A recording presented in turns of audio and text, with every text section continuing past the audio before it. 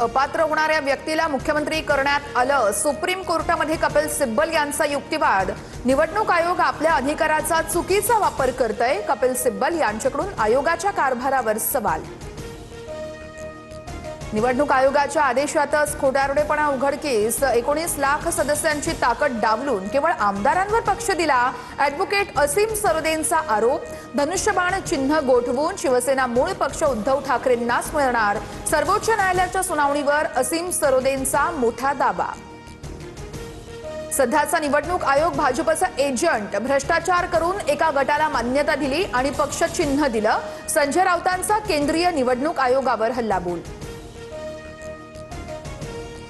पंजाबचे माजी उपमुख्यमंत्री सुखबीर सिंग बादल यांच्यावरती नांदेडमध्ये हल्ला।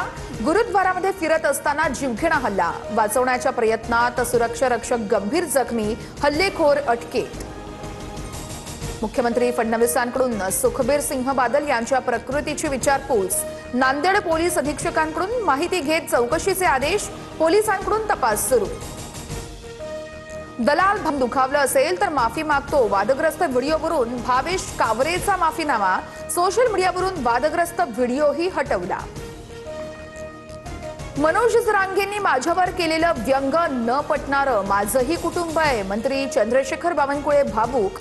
महसूल विभागानं 22 लाख कुणबी प्रमाणपत्र दिल्याचीही माहिती। मुंबईच्या घाटकोपर 10 लाखांच्या बदल्यात 30 लाखांच्या बनावट नोटा। नाशिकमध्ये मोठा रॅकेटचा पर्दाफाश।